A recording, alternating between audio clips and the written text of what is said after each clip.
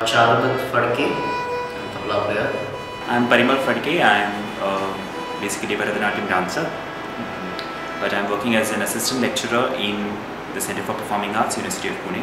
My name is Aboli Dhayarkar and I am learning Kathak for last 17 years. My name is Swapna Datar. I am learning violin, still learning violin, but I do performance also.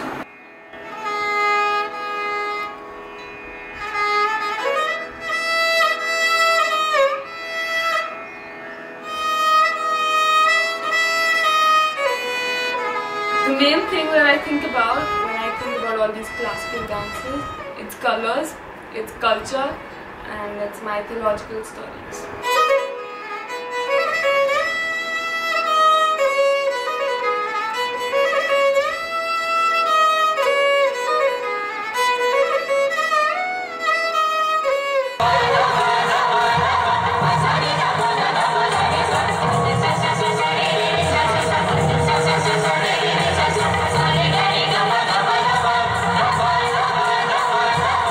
It means my life, actually speaking, because I have been, in dance for last 17 years, so it's like just part and parcel of my life, and I cannot think anything without dance.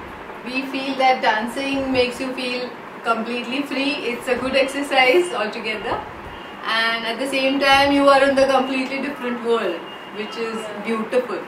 Being a tamboran, every kid, if it's a boy, he has to learn Carnatic classical music, or if it's a girl, she has to learn Bharatanatyam. So me, being a tamboran, I did go through the phase of Carnatic classical music. When I got into Bharatanatyam, I had to give minimum 3 hours every day to it. Then I got into college. I had a social life. I had to develop myself for a better career as well. Then I had to join a few courses, and then continuing with Bharatanatyam with 3 hours of practice every day, it wasn't possible, and then it got too exhausting, it got tiring. It's just an excuse, but if you are very much loyal to the art form, to any kind of art form, then I don't think that you really feel to give any kind of excuse. This is what I really feel. But I'm quite sure about this: if you don't practice any kind of art form, then you cannot go up. I used to go daily to my Guruji's place, daily. In the morning 7:30 till 10 o'clock. If your mind and brain, if you want to run your brain and mind, you have to do music, dance, anything from art side, like painting, anything. And so you spare some time, do something, and you can achieve. This is wrong, that I don't have time. Totally wrong. As an artist, whether you are female or male, your devotion should be the same, and I guess audience also should not discriminate in between that.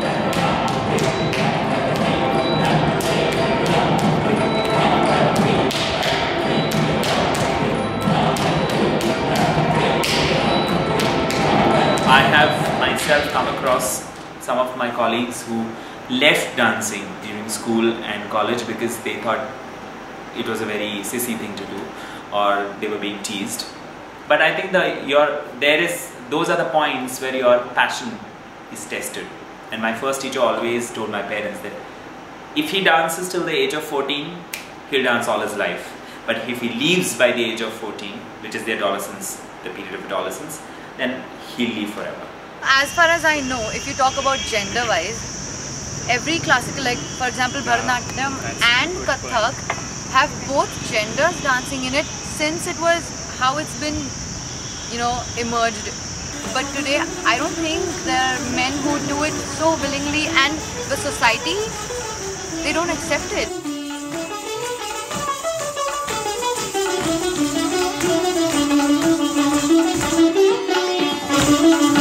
At the back of the mind, when you see the guy, you know that you like it, but you won't accept it, and you would have criticism.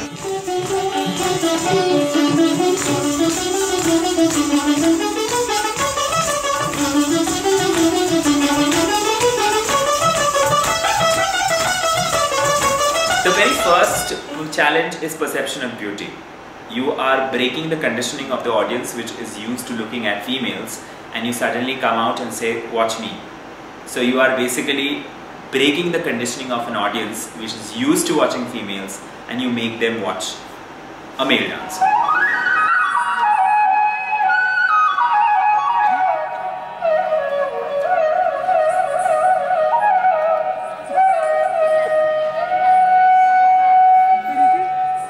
बंसी वाले ने मन मोहन बंसी वाले ने मन मोहन बंसी वाले ने मन Mohan.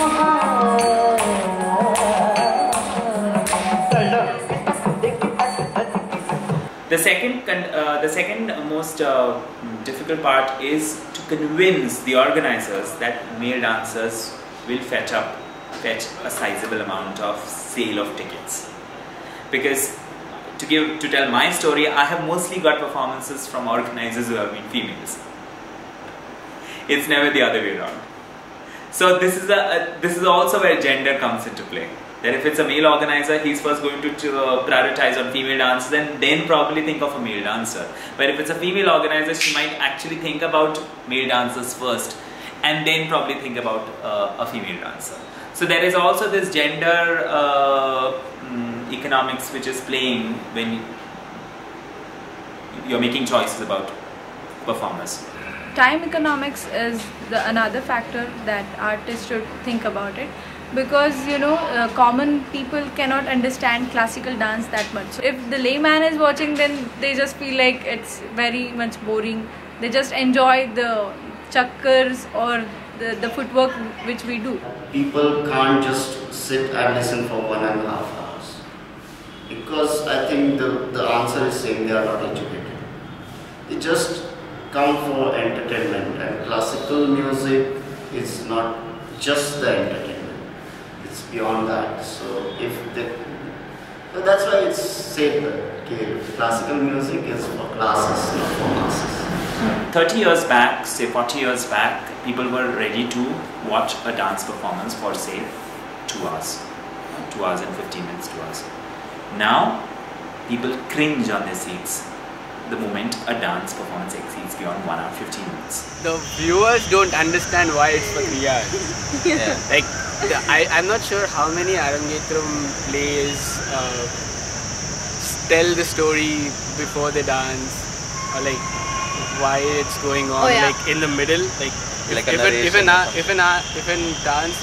performance is for 25 minutes and then they have a break and then again a performance of 40 minutes. If they like try to explain what the story was about and how in smaller ways they can, like this is a god, right? Or this is Shiva or something like this, and this is like I'm giving myself, but I'm not exactly sure. But if they try to explain how the dance works, people might go and see about what the stories are, etc. Am I supposed to dance or am I supposed to narrate?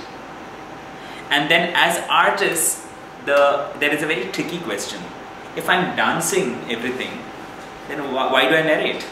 Yeah, because they don't know how to enjoy the classical thing. See, in a classical thing, we have some words. In a dance, we have some mudra. If they don't know the language, how they can enjoy? We can't expect from them that they should enjoy. Maybe make it more animated, like having something digital behind the screen and having a story portrayed for people and the women dancing in it. No sir. No sir. No sir. The vibrating, pulsating nerve center for space activities.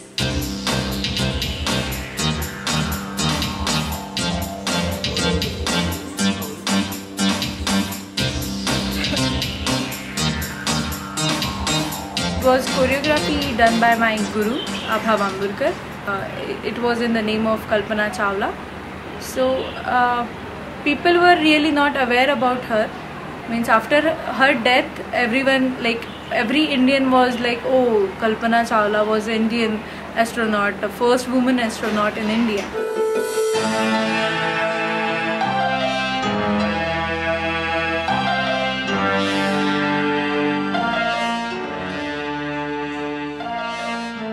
We have used all the paran, tukras, tihai, means all the traditional bandishis of Kathak, and we have, we are doing it with the base of Kathak only, but just we have changed the costumes. We have used normal Punjabi kind of dress, so they are not traditional Kathak dress. So we have just now I can say that we just made fusion of costume, but otherwise everything is based on traditional things only.